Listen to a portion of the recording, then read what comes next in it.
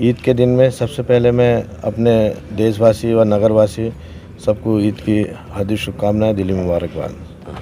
सिर्फ ये कहें, आज मेरे निवास में माननीय सांसद और फिर दोबारा सांसद होने वाले माननीय घनश्याम जी लोधी जी, मैं उनका तहे दिल से शुक्रिया अदा करता हूं जो मेरे आवास पे आए और ईद की मुबारकबाद दी। अच्छा, चेयरमैन साहब, समर्थन दिया है आपने, तो किस तरह तैयारियां हैं और किस तरह मतदान करने के लिए लोगों से अपील करेंगे टांडे वालों से? टांडे के जिस तरह मेरे साथी, नौजवान साथी, बुज़ुर्ग और जो हर वक्त मेरे साथ रहने वाले हैं, वो मेरी आवाज़ पे जिस तरह मेरी आवाज़ पे रहते हैं, मैं सांसद जी को पूरी उम्मीद यकीन दिलाता हूँ वो मेरी आवाज़ पे सांसद जी के लिए वोट करेंगे और मेहनत करेंगे। देखिए, 15 दिन लगभग लगातार मैं चुनाव जब से टिकट हुआ है लगातार जनता के बीच में, और रामपुर में तो माननीय मोदी जी की आंधी है और पूरे देश में जो हवा चल रही है माननीय मोदी जी की, तो विपक्ष कहीं टिक नहीं पा रहा आज की तारीख। विपक्ष के पास एक ही जवाब है कि सवाल आरोप लगाना, कभी ईवीएम पे लगाता है, कभी प्रशासन पे लगाता है, आखिर में यही होगा। लेकिन जनता के बीच में विपक्ष नहीं जा पा रहा आज की तारीख। आप रामपुर को देख लीजिए, कोई विपक्षी जनता के बीच में अभी तक मुझे दिखाई नहीं पड़ा। ना कोई गाड़ी है, ना घोड़ा है, ना कोई कार्यकर्ता है उनके, पता ना कहाँ विपक्ष है, लेकिन पेपरबाजी करते रहते हैं। अभी टीवी पे भी हमारे दिखाई पड़े थे हमारे प्रतिनिधि, लेकिन विपक्ष लगाने से जनता में प्रभाव नहीं पड़ता। जनता के बीच में जाइए, काम करिए, उनके सुख दुख में शरीक हुई तो जनता आपको चाहेगी। लेकिन लगातार कहीं ना कहीं विपक्ष है वो भी सवाल खड़ा कर रहा है कि आखिरकार ना तो कोई टिकट कंफर्म हो पा रहे हैं, जो टिकट है वो भी कट जा रहे हैं, लेकिन ईवीएम का जो नारा है वो खुद ही कह रहा है कि इस बार तो 400 पार खुद ही है। क्या पहले से तैयारी है? देखिए, ये तो विपक्ष ने भी मान लिया है। अभी सदन चल रहा था तो जो उनके राष्ट्रीय अध्यक्ष हैं कांग्रेस के, उन्होंने वो भी कह रहे थे, खड़गे साहब के है ना, आपकी बार 400 पार, कहा था नहीं कहा था। और विपक्ष ने मान लिया, पूरे देश ने भी मान लिया है, और हमारा जो विदेश है उन्होंने भी मान लिया है कि अब की बार मोदी सरकार, तो अब की तीसरी बार मोदी सरकार बनने जा रही है। लेकिन लक्ष्य बड़ा है, अब की बार 400 पार का है, तो उस पर कार्यकर्ता सब लोग जुटे हैं।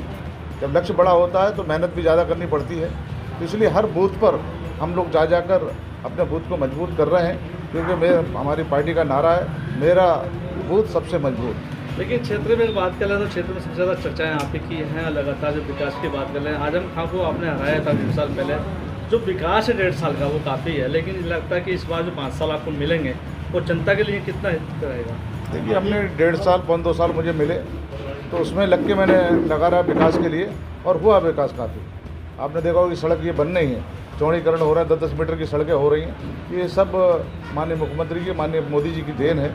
कितने खूबसूरत चौराहे बनना है हमारे रामपुर के। रेलवे स्टेशन हमारा सही होने जा रहा है, क्योंकि बहुत सदियों से पुराना रेलवे स्टेशन यहाँ पर था, पुताई हो जाती थी लेकिन उसकी मरम्मत तक नहीं होती थी।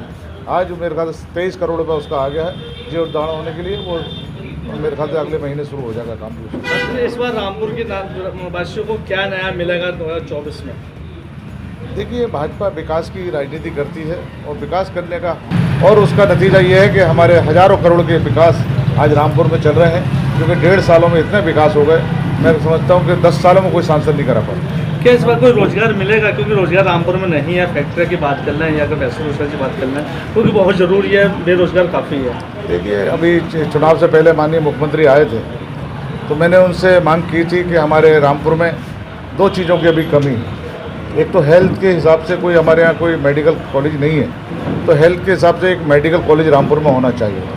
और दूसरा, हमारे यहाँ जो उत्तर प्रदेश में जो उद्योगपति आ रहे हैं फैक्ट्री लगाने के लिए, तो मैंने मुख्यमंत्री से मैंने कहा था, मैंने 2-4 फैक्ट्री हमारे रामपुर में लगवा दीजिए, ताकि हमारे जो बेरोजगार बच्चे हैं इन्हें रोजगार मिले।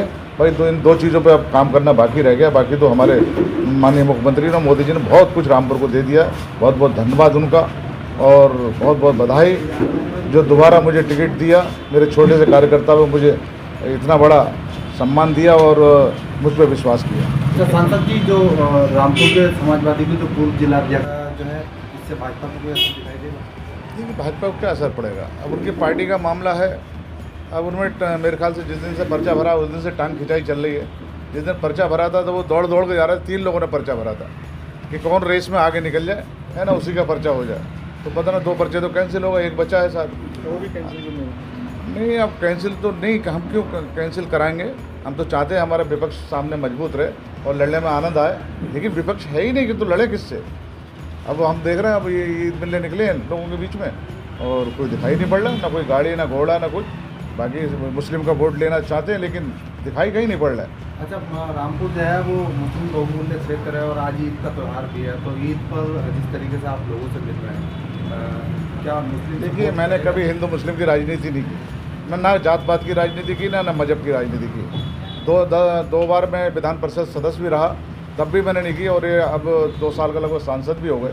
मैंने कभी जात पात की राजनीति नहीं की। बराबर का सम्मान, चाहे हिंदू हो, चाहे मुसलमान, सिख हो, ईसाई, सबको बराबर का सम्मान दिया और सबको बराबर से काम किए।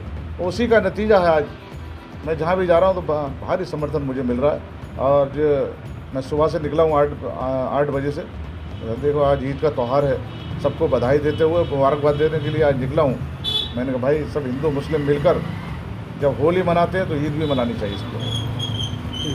शहर की सरकार और जनता को दरकार, दिखाएंगे आपको क्या कहता है वोटर। अब की बार किसकी सरकार।